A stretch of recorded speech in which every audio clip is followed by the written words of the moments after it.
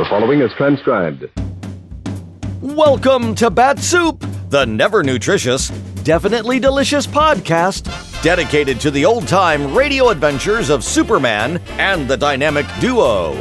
Buckle your utility belts for lots of impatience, plenty of eavesdropping, and elder abuse galore. Before we get to today's adventure, let's pause for this important message. Well, hey, fellas and girls, you know there's plenty of excitement in each specially marked can of Bat-Supe. And right now, the Swell Prize is a discarded section of tailpipe from Batman's super speedy car, the Batmobile. Your imagination will soar when you pretend that you're seeing the fire erupt from that super special piece of pipe. Right, Billy? Oh, we're not pretending. What? Oh, I said, we love pretending. Oh, sure. And now that you clever kids have pieced together an even longer section of Batmobile tailpipe, well, I'm sure your imagined fire plumes have grown even more powerful. Oh, you have no idea. Well, that's really keen, Billy. And I just want to say on behalf of all of us here at Never Nutritious, Definitely Delicious Bat-Supe, how proud we are of how you and your friends have banded together to have some good, clean fun with our Swell Prizes. You hold on to that thought. You bet we will, Billy. See, gang, when you turn your imagination loose with our Swell Prizes, anything is possible. And there's no better way to fuel your imagination than with a hearty bowl of Bat-Supe. Remember, it's part of a nutritious lunch or dinner, provided Mom adds something nutritious to it. Make sure she's always plenty stocked up by picking up a bunch of cans of Bat-Supe, available wherever fine podcasts are sold. Always use proper postage.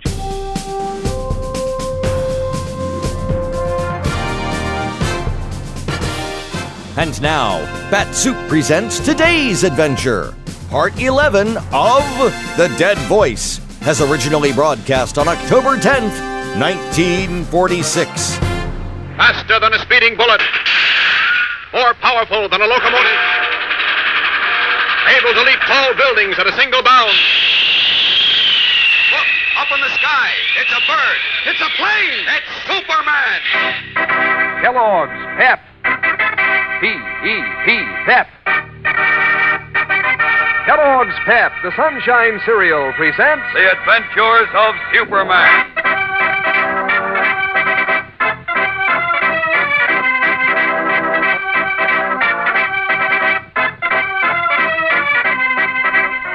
Today, with Superman in Metropolis and Batman on the high seas hunting for Robin, the boy continues in danger, alone and unprotected among those who seek to destroy him.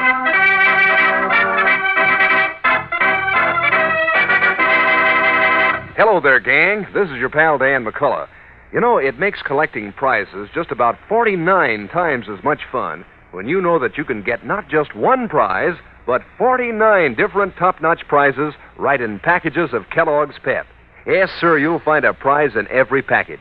And there are 3 different kinds of prizes you may find there. For instance, you may find one of 18 different comic strip buttons, each picturing a favorite comic strip character. Or you may find a colored cardboard model of a fighting plane, one of 7 exciting plane models in the series. Or you may get a gay-colored bird picture from a series of 24, each with a full description on the reverse side so that you can make like you're a regular bird expert. Now, that makes 49 different prizes you can collect, all of them strictly super. And that goes double for Pep itself. Why, the way Pep lets loose with a sunshine flavor is something terrific. Every single one of these crisp flakes of whole wheat gives you the business. Every spoonful stacks up the flavor. Every bowlful tickles you plenty in the taste department. No fooling, Pep's a solid sender. So, what's keeping you, gang? Ask Mom for Kellogg's Pep, the Sunshine Cereal, and look for your prize inside the package. And now, the adventures of Superman. Just at the time he had given up hope of ever seeing Robin, his young companion, again, Batman was overjoyed to receive a message from the youngster, saying he was on a certain yacht in Cove Harbor. With Alfred, his butler, and Man Friday, Batman rushed to Cove Harbor in his Batboat, only to learn that the yacht had put to sea an hour before. Batman gave chase. But meanwhile, hidden aboard the yacht as Dick Grayson, Robin was seen by his grandfather's secretary, a man named Marsh, who thought he had shot the boy in Metropolis. Robin took refuge in a sea chest in the captain's stateroom. And as we continue now, Marsh has been joined in the stateroom by Captain Skinner. Huddled in the chest, Robin hears Marsh say, I tell you, the boy Dick Grayson is on this boat, Captain. We've got to find him. That's impossible, Mr. Marsh. He can't be on this He is, boat. I tell you. I saw him. I was talking to the old man. That is Mr. Grayson in his stateroom when the boat pitched and the door banged open. And there was Dick standing in the corridor looking at it. Nonsense. How could he be alive? You said you shot him. I did, and yet I'm sure I just saw him in the corridor. Use your head, man. How could young Grayson be dead in Metropolis where you left him and yet be seen alive on this yacht? Why, he couldn't, of course, but... Of course he couldn't. So it stands to reason you just thought you saw him. No, I'm afraid it's just that, now we're coming close to the payoff. You're getting a bit jumpy, that's all. Incidentally, when's that going to be? What? When's what going to be? You know. When is the old Mr. Grayson going to kick off? Pretty soon now, I hope. About when, would you say? Oh, in a few weeks, I suppose. Perhaps a month. Why wait that long? Now that his grandson's finished, you inherit the old man's millions when he goes. So why not make quick work of it? What's your hurry, Captain? Just that I want to get my hands on my share. I see. Well, you know it takes time for the poison to work.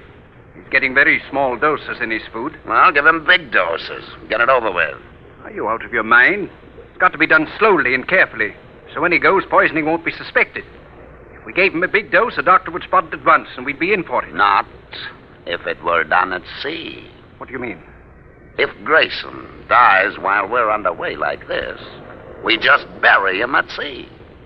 And who's going to be the wiser? I say, that's good. No, it's too risky. Why, you've got nothing to worry about, Marsh. So take care of the old man tonight, huh? But what if his grandson, Dick, is the liar? Will you come off that? I tell you, your nerves play the trick on your eyes. Now, pull yourself together, old man. Let's finish the job on old Grayson tonight. Then we'll be rid of this whole muddy mess. Well, all right. That's the way to talk. Let's see. He's had his dinner. But you always bring him a snack before he goes to sleep, don't you? Yes, a biscuit and a glass of wine. Good. We'll put the stuff in the biscuit and the wine. Then when we get to England, they can probate the blooming will, and we'll split millions. Come, old chap, we'll go down to the galley and fix the old duffer snack now.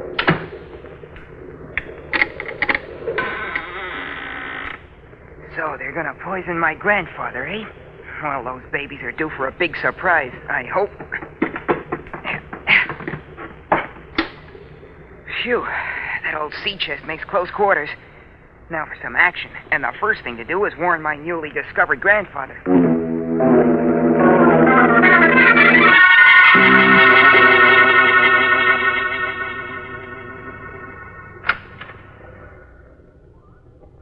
Oh, that's you, Marsh.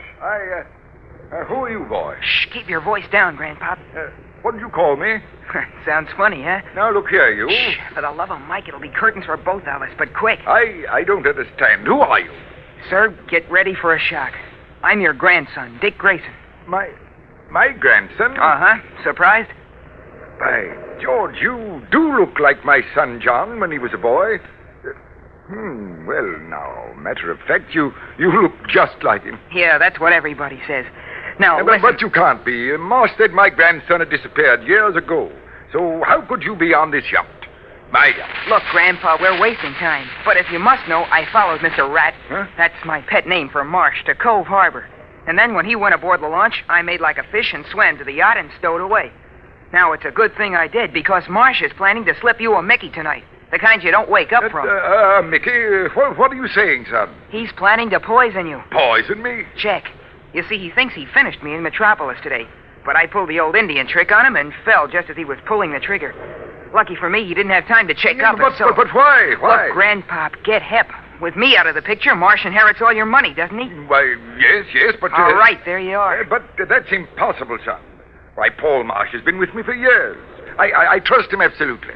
You know, maybe I should let you go on trusting him. Especially after you gave my father the back of your neck. What? Just because he joined the circus and earned an honest living instead of living like a parasite on your money. Oh, I must admit I was a stupid, hard-headed snob, and I've lived to regret it. That's why I came to America. I wanted to find you, make it up to you. I've been very lonely, Dick. Well, now that you're here... That's just it, Grandpa. Don't you see, I won't be here long, or you either, unless we figure out a way to stop Marsh and your yacht captain from carrying out their murderous scheme. Captain Skinner? Is he working with Marsh? Oh, and how? They're as chummy as two bugs in a dirty rug. And it's my hunch the crew are a nice bunch of rascals, too. Oh, this is a terrible shock, son. Terrible. Paul Marsh and Captain Skinner. I've trusted them. By heaven, I'll have the bounders in here. I'll tell them... Easy does it, Grandpa. Do you want us to wind up in Davy Jones' locker? Yeah, but look here, our only chance is to play foxy, see? Stall them somehow until Batman gets here. Batman? Oh, he's a friend of mine who's on his way. Oh, I see. I hope. Now, listen, I've got to find a place to hide. But first, let me warn you. Whatever you do, don't take anything to eat or drink, savvy? But why? Because just for your information, Marsh has been slipping little doses of poison into your food for some time. Good Godfrey. No wonder I've been so weak lately. I couldn't even leave my bed to help search for you. And I had to trust Marsh with everything. Why that bounder... Relax, Grandpop. We don't want Marsh to get suspicious when he comes in here. Now, let's see. Where can I hide? I've got just the place for you, Dick. Marsh! Yeah, now look here, Marsh. Grab him, Captain. Oh, no, you don't. Remember what I told you, Grandpop? Captain, look. Look, he's trying to get through the portal. No, you don't, you like that. Let go of me, you no-good murderer. Captain, release that boy. He's my grandson. Marsh, tell Captain Skinner to release him at once. At once, here. That's it. Grab him. Then bring him up on deck. I'll see that he doesn't get away this time.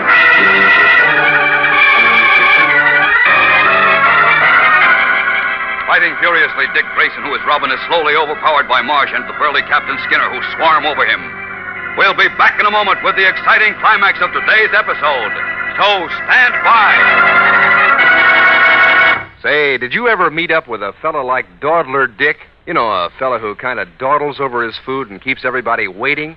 Well, if there's a Dawdler Dick around your breakfast table, just put him next to a bowl of Kellogg's Pep and watch him go to town. Why, you'd have a hard time finding anybody who wouldn't step up his pace while eating Pep, the sunshine cereal. That keen, catchy Pep flavor gets 'em time after time. Those crisp, golden flakes of whole wheat taste so terrific that you get a bang out of every single spoonful. And say, who wouldn't get a bang out of those swell Pep prizes? 3 different kinds of prizes, one or the other in every package of Pep you open. For instance, you may find one of 24 keen bird pictures in gleaming bright colors with a full description on the reverse side to help you spot these birds in the air.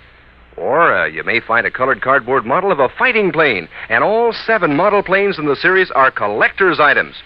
Or your next Pep prize may be one of 18 bright-colored comic buttons, picturing characters straight out of the funnies. So ask Mom to get you a supply of Kellogg's Pep and look for your prize inside the package.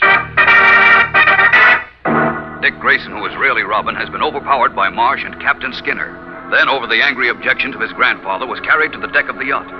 Now, standing by the rail in the moonlight, Marsh says, You won't get away this time, Dick, because this time it won't do you any good to play dead. Not when I throw you overboard. Speed bump the port, Captain Skinner, sir. There's a big speedboat drawing up on us to port. Yippee, it's the Bat-Boat. What? Oh, yes, I see it. Harris, Nichols, McBride, man the guns.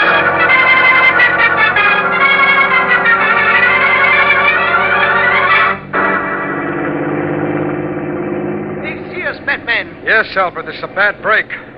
I was hoping we could get right up to them. I think that's Master Dick, sir, on the after deck. Yes.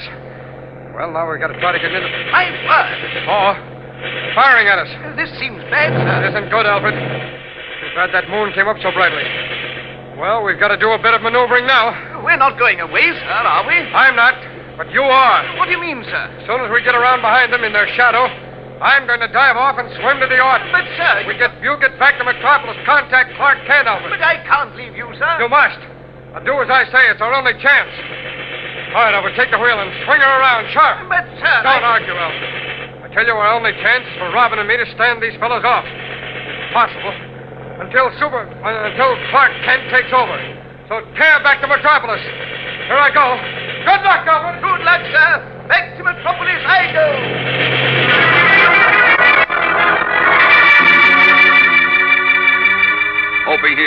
scene, Batman dives from his sleek craft and swims underwater toward the yacht. As Alfred turns the fleet batboat and starts back toward Metropolis at full throttle, with the guns from the yacht blazing at him. What will happen? Will Batman's desperate plan succeed? Can he somehow sustain himself and Robin against desperate odds as Alfred rushes toward Metropolis, where Clark Kent at this very moment is vainly trying to track Batman's interrupted call for help? Although Clark Kent, who is Superman, knows his friends are in trouble, he is helpless to aid them right now. But tomorrow brings another development, so be sure to be with us then as Batman and Robin together again fight for their lives. Tune in again tomorrow, same time, same station.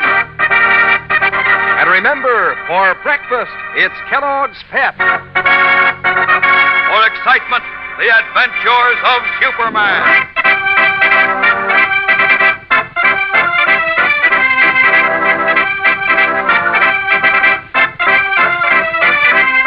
Superman is a copyrighted feature appearing in Superman DC comic magazines and is brought to you Monday through Friday at this same time by Kellogg's Pep, the Sunshine Cereal.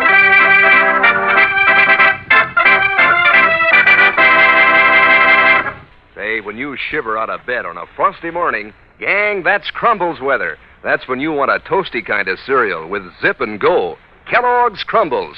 Just the name makes you think of toasty words like crisp, crunchy, crinkly. Crumbles, sort of sweet and mellow rich. The only cereal in the whole wide world made in those crinkly shreds of real whole wheat. You bet, gang, this is Crumbles weather. Time for crisp, crunchy, crinkly, Kellogg's Crumbles. And be sure to be with us tomorrow for the thrilling adventures of Superman. This is the Mutual Broadcasting System.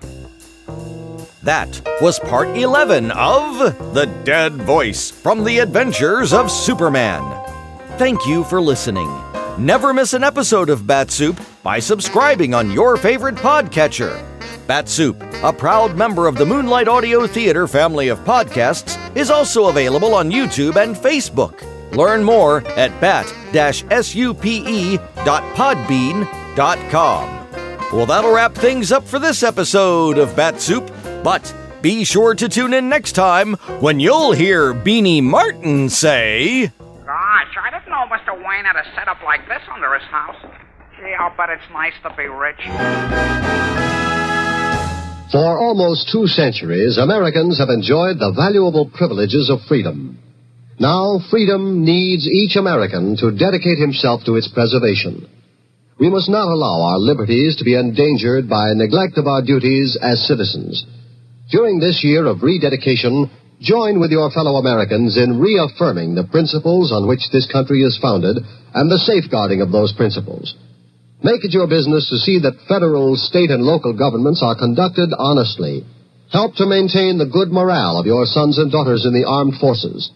Learn the facts about all candidates and issues. Then vote for the one you believe in. Make the most of every minute on your job. Produce as much as you can, and thus increase our military and economic strength.